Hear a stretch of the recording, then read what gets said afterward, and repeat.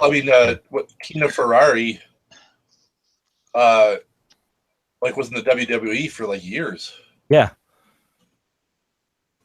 I know a few of them actually were in WWF or well, now it's E, but yeah. They were in that before and after, or during even sometimes, but not during. No, because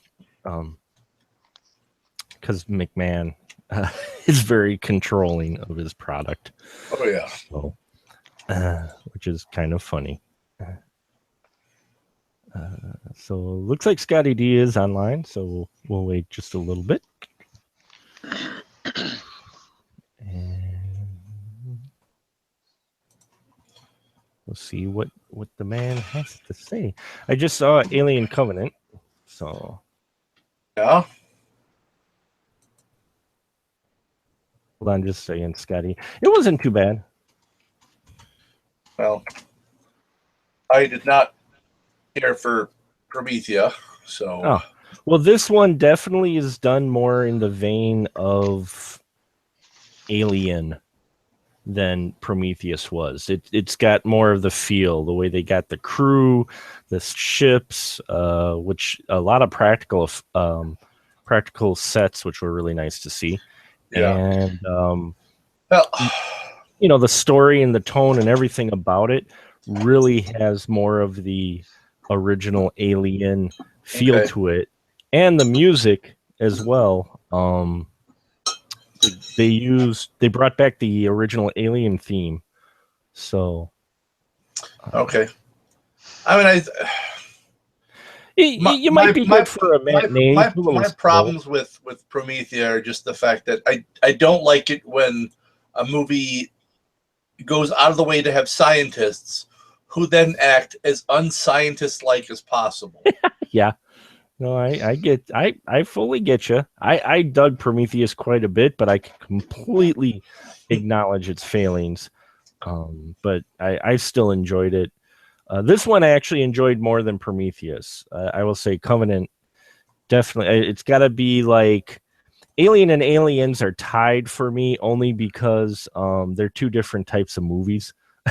So I like Alien as the sci-fi horror, and I like Aliens as the sci-fi action horror.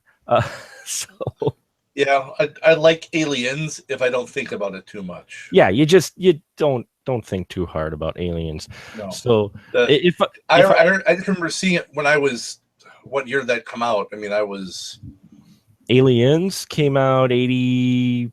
I mean, I was junior high, or was I already in high school? 83, 84? Somewhere around there. I think I was junior high, or maybe, if it was later than that, but I don't think it was. And even then, the whole thing where they're down underneath and they're like, oh, wait, can't use our guns because, one stray bullet could rupture something down here. So they, take away the bullet, but then they give them back. And they're shooting aliens, which are exploding their acid blood everywhere. You're thinking too hard, Glenn. I know. Don't think so hard. That's when I was 12. I know. I was thinking that part. I mean, I still love it. It was still fun. But I'm just like... Oh.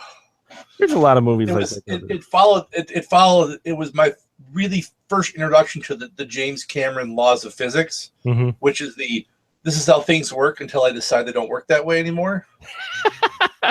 Oh, actually, it was 86. So it was freshman year of high school.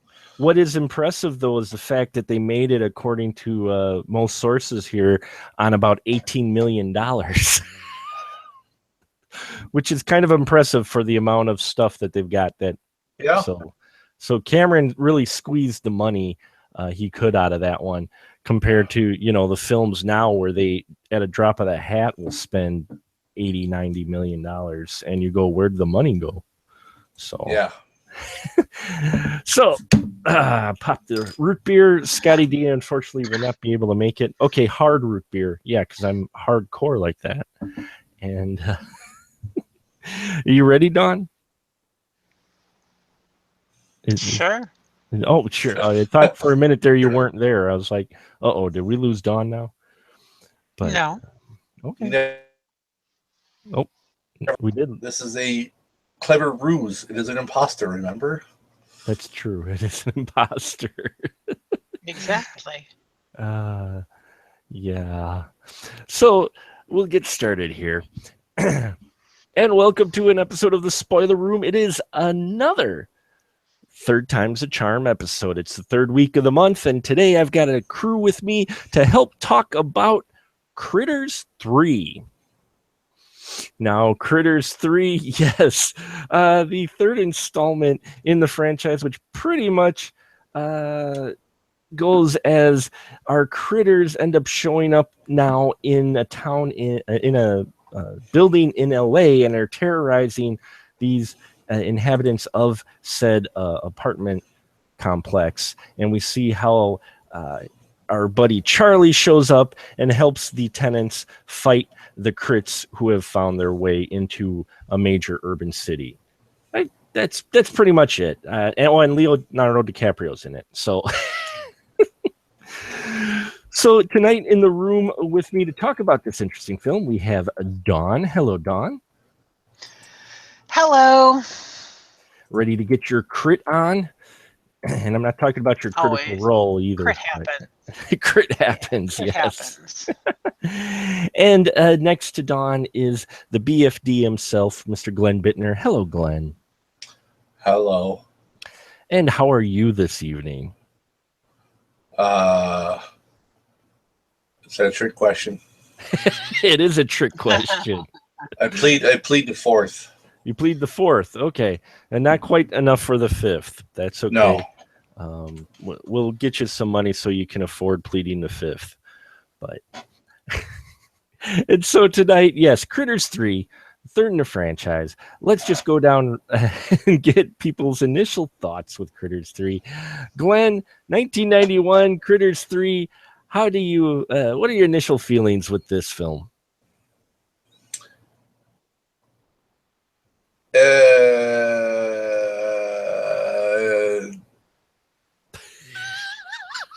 Yeah. Well said. Yeah. It's as you said. It's got Leo DiCaprio. It does. And Nina Axelrod. And Nina Axelrod, yes. So there's a big drop in the acting right there from number one to number two. And this is obviously before number one was really a number one. Yes. And Dawn, how about you for your initial feelings with Critters 3? Yeah, Critters 3 is definitely the weakest film of the franchise. Mm-hmm. I mean, it really just is it's just a setup for number 4. That's all it is. Exactly. That is all it is. The whole, I mean, yeah. I will wait to rant about my thoughts. Okay. It looks like everybody's going to want to be drinking by the end of the night tonight with this film. Yeah. And Critters 3, yeah, it's one of those weird it's what gets me with Critters 3 is it was made in 91, but man, this thing still feels like it's completely rooted in its 80s origins. Dawn, how would you say with the style of the film? This is not really a 90s film, even though it was shot in 91, is it? No, absolutely not. It definitely, from the way people are dressed, the way they talk, everything still feels very 80s. Mm-hmm. Yeah, so I'm not sure. Glenn, do you think that was on purpose that they did that? So it would fit in with the other two films? Because the other two films, this took a while to make, considering I think the second one was 88. So do I think they consciously made the decision to make it seem like the 80s? Mm-hmm. I think the only conscious decision they made of this film was, we're going to make a film. That's where the conscious thinking stopped.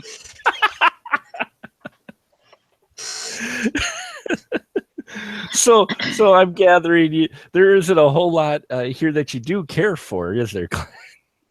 In this one, no. It's just I don't know. I mean, it has a little bit of the humor that is what I enjoy about the Critter series, but it's just I don't know. It's missing something, man. It's just like it. I'll tell you what it's missing. I will tell you what it's missing. The entire Critters franchise is about Charlie. Yes. What it is missing, what the whole story is missing, is Charlie. Yeah, because 4 it goes back to Charlie. Mm-hmm. Yeah, we get Charlie for like a little bit around the 30-minute mark, and then then he disappears for an hour, and then he shows up for like the last 4 minutes. Yeah, pretty much. Which gets me. We'll start diving into this film. Like how they list Terrence Mann in the credits before he even appears in the movie. Yep. He's in the final credits before he's even appeared on screen. Yes. That is so true. I was like, wow, I forgot he's in here, and you're waiting, and then the end credits start to roll in. Oh wait, there he is. But yeah, let's talk about this. Film opens where we get this family who's traveling, and it's kind of, again, like I said, with the 80s feel still. You've got the dad, he's a widow, so he's having trouble dealing with that. And you've got his headstrong daughter, Annie, who's trying to be the adult. You've got his young son named Johnny, played by twins here because, 80s and early 90s, if you had a kid, you're going to, a very young kid, you're going to get him played by twins. It just works out that way. And they stop at a rest stop where they meet a real... like the most cliche yuppie douchebag of yuppie douchebag, who we find out later is has more link to the family, which makes me think it's a small world. Glenn, what'd you think of this? The fact that everybody pretty much that it meets up at this rest stop ends up being involved later in the film. Yeah, that's how rest stops work, right? Well, yeah, but still, just the coincidence that they were. That's what I mean. I mean, it's ridiculous. I know. Right? I mean, if I see, or more than 2 cars when I stop at a rest stop, and if I even see a person attached to one of those cars, it's pretty rare.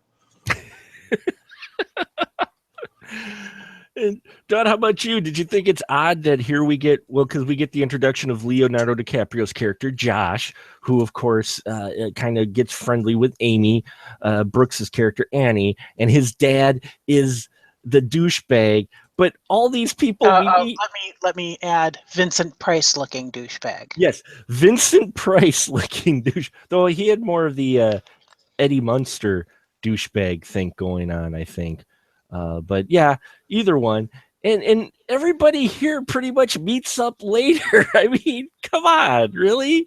That I thought first was the odd in the writing in this. How'd you feel about this, where the kids are playing Frisbee and they get to meet Charlie? I really, throughout this whole movie, there was a lot. I scribbled a lot of notes, and a lot of notes was like, God, this scene reminds me of this movie. This person and the way they're costumed and makeup reminds me of that person from this obscure reference, or that person from that obscure reference. Yeah, tremendous. It was like they took every trope they could think of, or any actor that could play a cliche, and put it in. Yeah, I mean, and it was, at first, I was thinking about that, all the actors or all the characters meeting up at this rest stop, and I was thinking, if they're just coming back from vacation and they're just outside of LA, okay, it might, while extremely unbelievable, might at least be possible. But then when they see the sign for Grover's Corners, and remembering that Grover's Corners is supposed to be in Kansas. I know, right? That's just crazy. Yeah. That just takes us from possible to, oh my God. Yeah, well, continuity is non-existent here, really, outside until you get to the very end. If Yes. that, uh, which I which I struggle with, because by the third film you'd think you'd have this worked out by now, but it felt like they were really trying to do continuing that trend of, hey, it's the third film, let's try something different. Yep. I mean, that's what's interesting of exploring these third films, and that's kind of why I wanted to do it, because this one really, I mean, Glenn mentioned there is humor in here, but I think what's, even with the elements that you have in here with the gore and that and the critters, it's lost its edge, I think, in this film. And this opening is proof positive, because it's really handled more comical, especially with our introduction to Charlie, who comes popping out of the ground. And again, that scene, all I could think of was, oh, they're doing Attack of the Killer Tomatoes and Finletter. Yeah. That's sad. Yeah, especially his getup too. Now that you mention it. Well, and what also got me is he's supposed to be still tracking down critters. It's like 3 years after the events of the second one, and Glenn, are critters invisible or something? Because we get Critter Cam in this, who apparently one of them escapes and lays eggs on the inside of the truck that Annie and her family are driving in, yet no one seems to miss it, and they're pretty big in this. Yeah, well, I mean, this is a recurring thing that's happened in a lot of the Critter movies, where those eggs are not small, and they're really never like well hidden. It's just kind of like, it's like they just kind of like, I'm just gonna lay some eggs right here up against this wall, and yeah, just leave it there. It's like if someone just like walked around and started placing pineapples, like in your car, and you don't notice them. Yeah. Yep. That's about how big they are, and it's like, well, never mind the fact when he's changing the tire and he moves his hand, there's green goo. Yeah, that is not natural for a truck. Yeah, but he doesn't bother to look under the truck from where that and just like, oh, okay, well, that's just that's just some green goo. Okay. And then, as I said, must hit one of them radioactive prairie dogs or something. Well, a bunch of them were running around out there after Indiana Jones and Kingdom of the Crystal Skull, so there could very well be radioactive ground. Sorry, I had to bring that up. You mentioned radioactive ground squirrels, and it just came to mind. Just popped in there.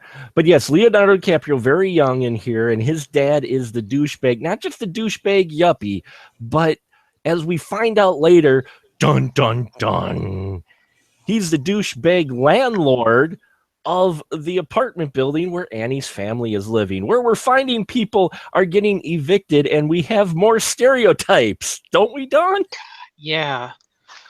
Good what Lord. kind of stereotypes do we have living in our apartment? Well, the first and most notorious would be Frank the Handyman. And, you got kind of a cross between Dwayne Schneider from the, the old 70s show One Day at a Time. You remember that show? Oh, yeah. Yeah, some strange mashup between Dwayne Schneider and Mario. Well, he kind of reminded me a little bit, too, of early David Arquette characters. Name one. And although Jeffrey Blake, who plays the Frank character, I will say, as maybe stereotypical as he is, he was rather interesting. I kind of dug his character, actually. But I think it's because it seemed like he was putting his whole effort into this role. Oh, yeah. I mean, he was really playing this one up compared to the others in this. But what other stereotypes do we have in here, Don? Oh God, we have the overweight, middle-aged, lonely old lady in a muumuu, looking for love and thinking it's Charlie. because of course she's gonna fall for Charlie. Of course she's gonna fall for Charlie. Who else would she fall for? And then of course the trope that can't be missed is the romantic entanglement with with Annie and Josh. No, not with Annie and Josh, with the dad and whose name I'm drawing a blank on the dad. The one played by Nina Axelrod, Betty and Betty.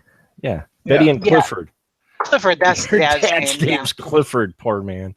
The romance between them, because that's why Betty is hanging around, because she's got a thing for dad. Yeah, but let's also play to the trope that happens in the 90s, early 90s, late 80s. Glenn, Betty is not exactly feminine, is she? Do they lead you to kind of believe she might be that she might not like guys in this film? I just think someone like Joe from Facts of Life a lot. Oh, sure, just really tomboyish. Yeah. I very clearly got she was interested in dad. Yeah, I got that pretty easily too. But yeah, I think someone just they wanted to cast Joe and they couldn't get her, so they just said act like Joe from Facts of Life, but don't act too much like Joe, but enough. Yeah. But yeah, she came up and she is a stereotypical. Even the minor character, the guy who's moving out as the family arrives at the apartment. Mario, I believe his name was it, or the guy who was leaving? Mario. Yeah, who was the Jewish gentleman. I mean, there is so many. Oh, and we can't forget the my favorite characters though, Mr. and Mrs. Mangus. Frances Bay playing Mrs. Mangus and Bill Zuckert. What'd you think about the old couple, Glenn? Did you like them out of this cast of characters? It did give one of the funniest moments when she comes out of the kitchen and she's like, "How about a meat cleaver?" She's just got that super meat cleaver. Yeah, the kind of like that. I worked 2 summers in a butcher shop. We did not have a cleaver like that. That looked more like a poleaxe. Yeah. Well, especially with her, because she's a smaller woman. So, I mean, that thing looked like it was half her size. Yeah. But we do use her husband to help you in case you missed the first 2 movies. We get her husband, who is the stereotypical conspiracy theorist, who gives us the story of Grover's Bend. And well, at least we don't get the story so far at the beginning of the film. Dawn, did it kind of seem? We did. We did. At the beginning of the film, when Charlie first shows up, we get that flashback. Right. That's not even in order. That's true. You're right. It isn't even in order.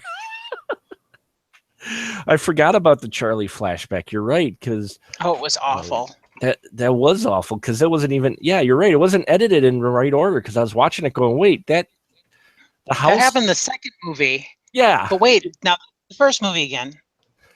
Yeah, it's like no, the bunny guy dying doesn't happen till the second movie. Yet you're showing that first, but then you're showing the house second. What the hell? It's like, yep. And then we get the conspiracy theorist who enforces this fact that Grover's Ben had all this crazy stuff happen. And meanwhile, Annie's trying to be the adult of the family. And yeah, this cast of characters. Now the Critters show up and. They started out, correct me if I'm wrong, Dawn, but did they start out larger in this one than they start out in the original when they first are born? Because they seem pretty damn big pretty early in this film. The Critters. Maybe just a little, but I didn't particularly notice this one. Maybe a little, though. Sure. Oh man, I know because I'm thinking now about the fourth one, Mm-hmm. And in the fourth one, when they're first hatched, they are way tinier. And in this one, I definitely think they're bigger. They just seemed like it. Oh, sorry. Go ahead. Yeah, they definitely got bigger in this one, though. Yeah, Glenn, would you agree that size of small dogs? They were the size of small or basketballs? Yeah, I think they definitely are bigger, and I guess like scorpions, their venom when they're larger is not as potent because their little sleepy darts didn't work anywhere near as well as they had in previous movies. No, they just made them seem drunk. Yeah. That threw me off too. I'm like, oh wait, this seems a little different. But your Critters in here as well. Now, Critters always was kind of likened to Gremlins, but I think this film is the one where it most is ripping off Gremlins, namely with the one critter that ends up getting the bleach. Glenn, were you getting a Stripe vibe at all from? Oh God, yeah. Yes. Yeah, it's absolutely. And don't get me wrong, folks, there are some horror elements in here. I mean, you do get some gore. You do get some red glowing eyes, and they're biting people. I mean, the way the way Frank gets beefed, I thought wasn't too bad. But then we get scenes like the kitchen, Don, with the critters, and what are they doing? The note that I specifically wrote was gratuitous scenes of mischief. Yes. If ever there was an example of a gratuitous scene of mischief. The eating of the chili.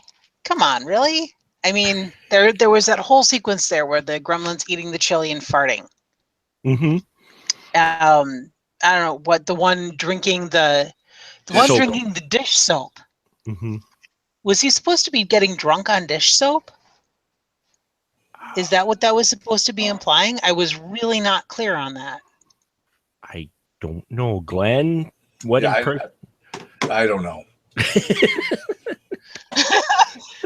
Gratuitous scenes of mischief. I'm just going with that. Yeah. So yeah, there were these gratuitous scenes that didn't make a whole lot of sense except for to be filler and to maybe be cute or funny. Well, because a critter wearing a bra on his head is funny. Sorry. There's a bra joke in here, which I was like, wow, this thing hits so many tropes.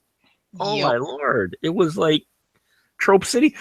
And, everybody's kind of putting their all into this. And that's the thing is, I don't think it's the lack of trying by the actors. I think all the actors in here are putting forth a decent effort in the characters they are, but I think it's the script of this film that just where it falls really apart and you feel bad for these actors. Glenn, would you say that the actors put their all into it, but it's just the writing of this film that really is where it starts, where it's weakest? Oh, yeah. Yeah. Yeah. It's I don't think they even had a full script. I think they just had a script and they just couldn't afford the last two letters. They just left them off because it doesn't feel complete, and it's like the actors I can almost picture them when they're not like Annie Brooks, played Annie, like delivers a line and they pan over to the overweight woman, and off camera she's just shrugging, going, I just don't know. Every time they're not in camera, you can just imagine they're just shrugging and shaking their head. Yeah. The script just seemed to be nothing filled with not only your cliches too. I mean, how cliche is that to have the landlord trying to force the people out of the apartment building so he doesn't have to pay them to relocate? I mean, that was kind of a common theme, especially in the late 80s, wasn't it, Don? Yeah, it was. There were entire movies. I mean, aside from this one, there was several movies dedicated specifically to this theme. Mm-hmm. Um, Well, not only that, but what's that extra added cliche? The reason, what was he going to build in place of the apartment complex? It was like a mini mall or something. Yes, Right? a mini mall. How? Yeah. If there was any enemy that carried over from the 80s and the early 90s, it was development of mini malls and yuppie guys, slumlords, and this had it all. It was like your top biggest cliches of the time all thrown into this film, but yet the story is just so thin. Like you said, Glenn, it really felt more like an outline. Like, okay, we're gonna have a scene here with them doing something, and then okay, they say some lines. She's gonna have drama because her dad is dealing with her mom passing away, which they never even established right away what his job was. Did I miss that? We don't really even find out. I mean, he's got a uniform. He's saying he's going on the road, but yeah, was I off? Did they not really establish at all what his job was for most of the film? no, they didn't for most of the film. When I watched it again yesterday, I was specifically watching for that because they were. At first I'm thinking, oh, he must be an over the road truck driver or something. But then about halfway, 2/3 of the way through the film, it's established that he's a train engineer or something. Yeah. That threw me because I thought he was an over the road truck driver too, which would have made sense. Then he pulled out that uniform. And I'm just like, what's with the bellhop uniform? Yep. But it was for the train, so he wasn't even an engine. I mean, was he an engineer even? I don't know. But I don't know. They didn't get quite that far into the details. Well, no, but I mean, they were still playing with that cliche of the single parent of leaving the teenager to be the adult of the family, which is a bit of a tired cliche by this point in '91.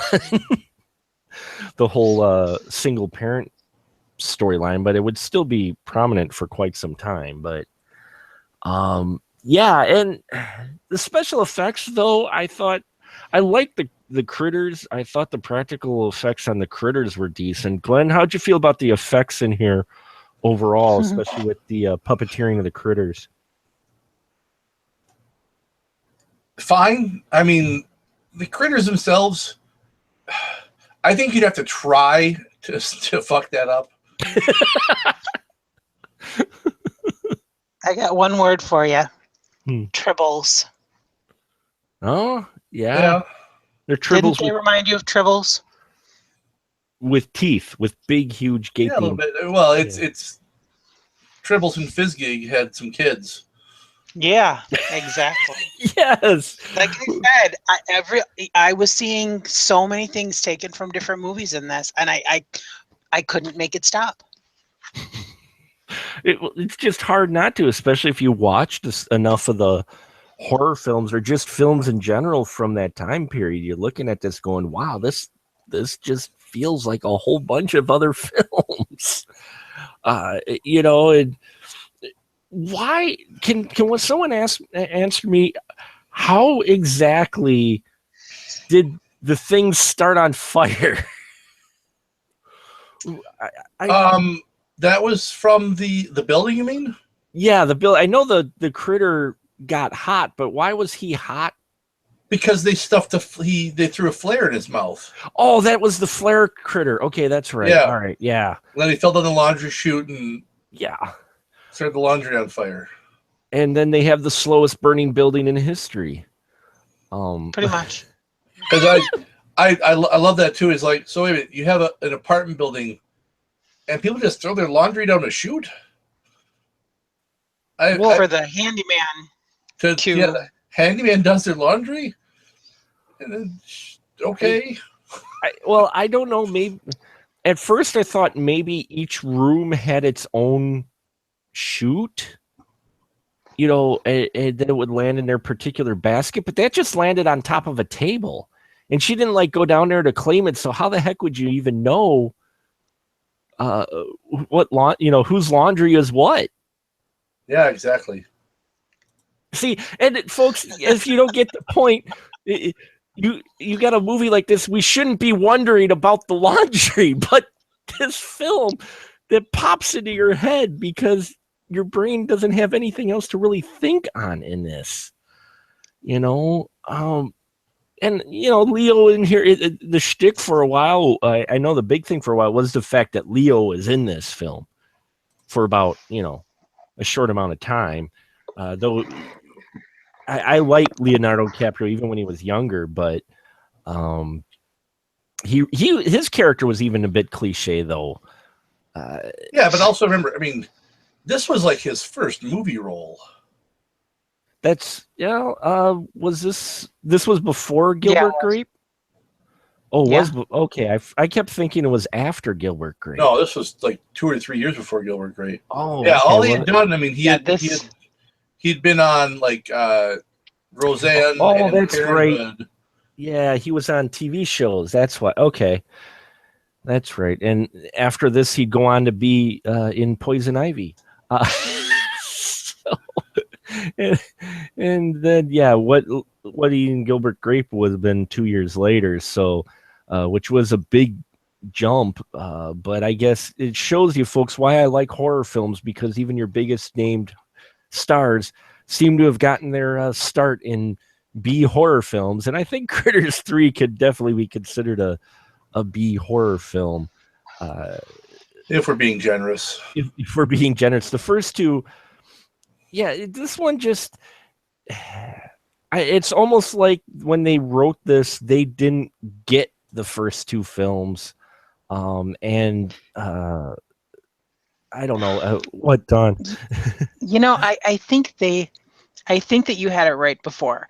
It's not that they didn't get the first two films, but this film, or was it Glenn that said this? This film was simply a setup for the fourth film.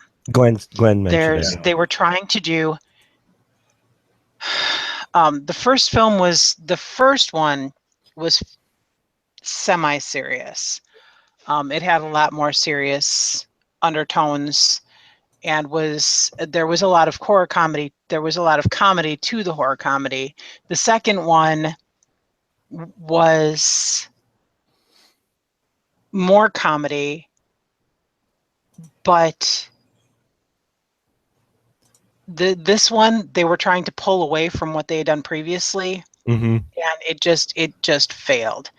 And the third and fourth films were filmed back to back. So yeah, I don't know what they were trying to set up except for to pull the critters away from Kansas and see, oh yeah, they're spreading, so now it's okay to kill them again. Not so it's okay to hunt them or get the bounty hunters back to Earth or whatever. Right. But I'm not sure what they were going for, because if you look at the way this film is and the way it ends, which we'll talk about this ending in just a little bit, but it is a setup for the fourth film. But you could almost take these end credits and that sequence and just make it the beginning of the beginning of 4, and to have 3 decent films rather than having this one nestled in the middle, which, I mean, again, everybody did well, but the script, it just, there's not a lot here. It's just going from kind of like shtick to shtick.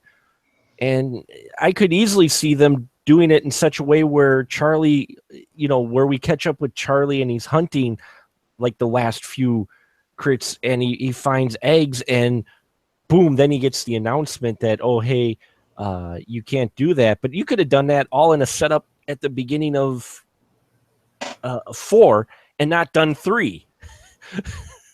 I think. Anyway, Glenn, would you say that you could probably get away with that? And you, because 3 really adds nothing at all? Yeah. I mean, I think it would make for a better film. for 4, actually. It'd flow a little better, at least. And what about this end credit sequence? Wow. To date it the way they did with the freeze frame credits. How about those freeze frame credits, Glenn? You know, everybody talks about, mid credit sequence, but this one was a long sequence, wasn't it? Yeah. That's the thing is I said this is a setup for 4, and that whole sequence is just them slapping their dick in your face, telling you that.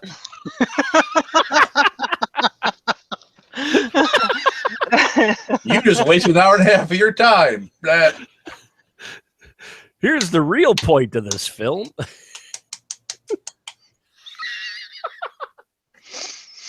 Complete with sound effects. That's fantastic. Now I have that mental image. Thank you, Glenn. I will never be able to watch Critters 3 again. Yeah, you won't be missing out. Though I don't think I will be missing out. No.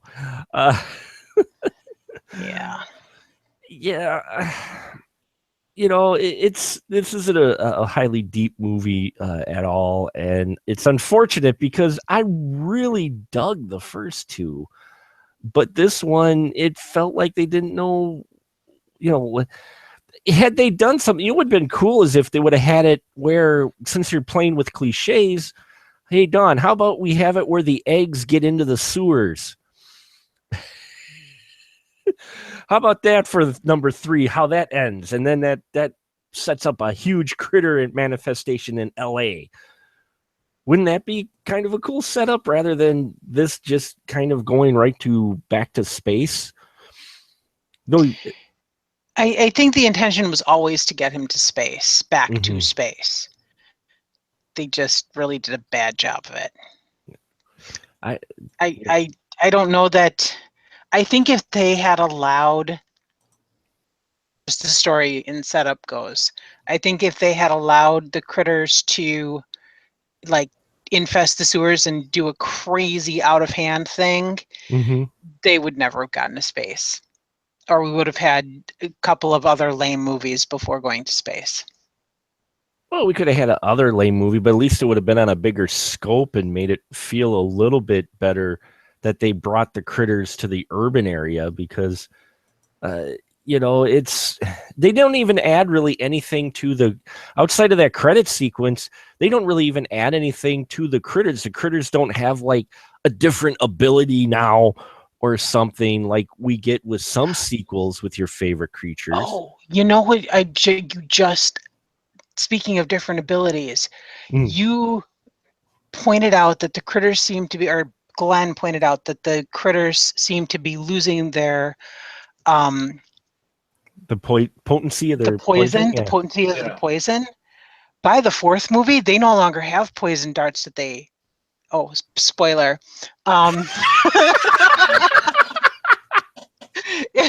Nice one. I like that. In the 4th movie, they no longer even have poison darts that they. So yeah, the critters are evolving, and maybe I'm grasping at apparently porcupine spikes here. Maybe that's kind of the purpose to show that they're becoming more ineffectual. Yeah, I'm really grasping. Wow, that's reaching. That's like Plastic Man reaching arm. No, I think I love this franchise. I do. I really trying to find the positive. It's hard. Well, you do still, even though we only get for like 5 minutes, we do still get the Don Keith Opper, Charlie character showing up in here, who I always love this character, even though we don't get him much here. I enjoy his character quite a bit because it reminds me a bit of if this film was made like 20 or 30 years earlier, it'd be played by Don Knotts. I could almost see Don Knotts playing the Charlie character. Glenn, how about you? Did you at least like the Charlie character for the few minutes we get him? Did you still like him? No. No?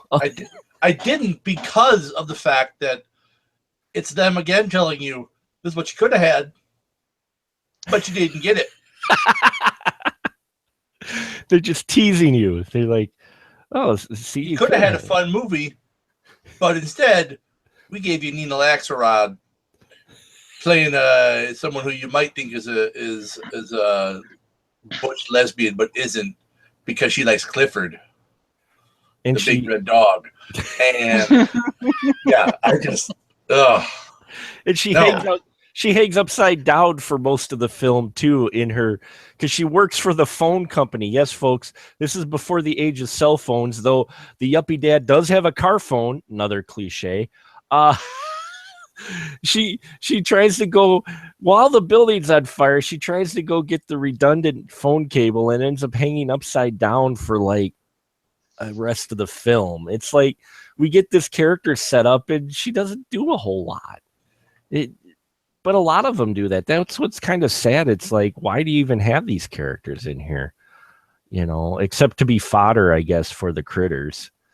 But yeah, I don't know. I think we'll just wrap it up here. We'll just cut the episode a little short tonight because there's not really a lot here. I had fonder memories of this movie when I watched it previous. You know, I mean, it does have a lot of the fun stuff. If it was by itself, maybe, but it's not. So you do have other movies before it who have set up this world and these critters, and it just seems to fall by the wayside a bit in this as just to be a setup film. So we're gonna wrap it up early tonight, and you'll probably guess everybody's tone, but since it is that type of episode, we are going to still do our little segment here at the end of these special episodes of, is the film third time, is it a charm, with Critters 3? You'll probably guess what everybody's guess is, but we'll go down the line anyway. Dawn, your final thought, is Critters 3 a third time's a charm?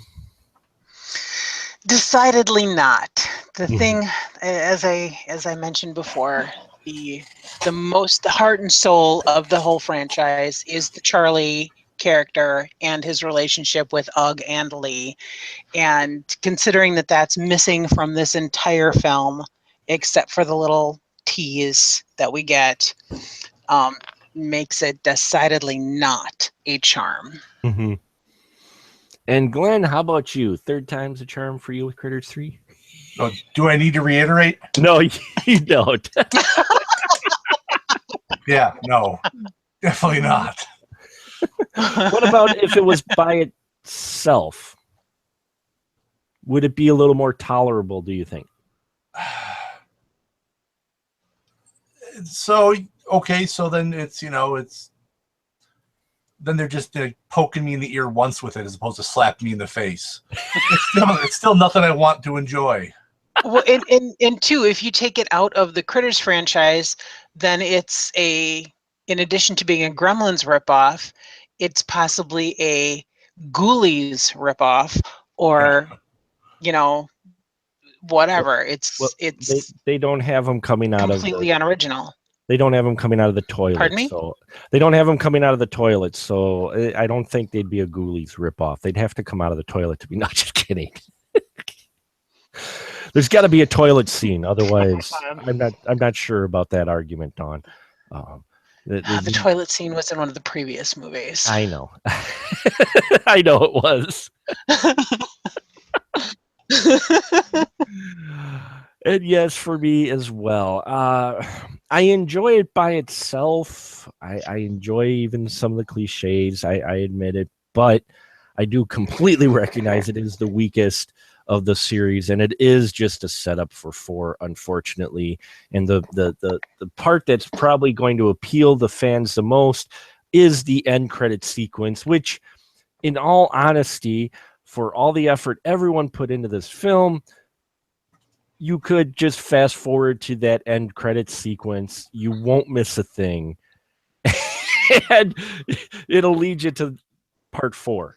And it'll save you about an hour and a half worth of time, I think. So, unfortunately, while I enjoy it on its own, as far as in context with the rest of the series, third time is not a charm for this series. Yeah, it's got elements I enjoy, but yeah, it's just there. So if you're a fan of the franchise, or if you catch up on the first 2 films and you're wondering if you need to see the third film, watch the last few minutes of the third film and you'll be all right. But if you're kind of looking for that period piece, you don't mind your lot of cliches, and you want to see your very young Leonardo DiCaprio in his first film in action, then you can watch Critters 3. It's PG-13, though there is quite enough blood for PG-13. More blood than you see now in a PG-13 film, which is kind of interesting, and that's a whole nother topic altogether. So hope you enjoyed this. Did not expect this movie to go the way it did, but it did.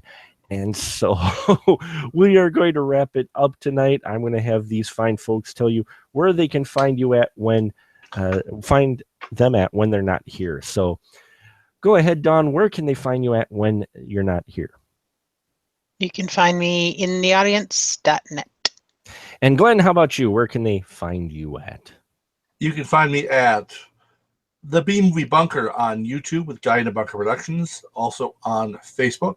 You can follow me at guyinabunker.com, or check out my gaming podcast that I do with the wonderful Brad Ludwig on gncast.com, The Adventure Party, or just follow me on Twitter at guyinabunker. Awesome.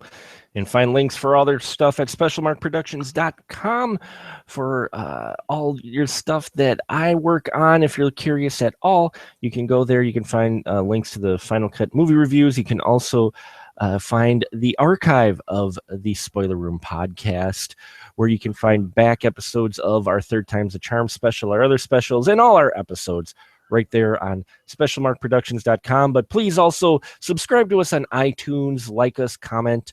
We'd love to hear your thoughts, any ideas you'd like to have for us to talk about on the show. Be very interested in that as well. So we appreciate you listening in tonight. Thank you so much, folks. And now say good night, everyone. Good night, everyone. Good night. Okay, now we're going to freeze. And now we're going to go, okay. Oh, no, we're not.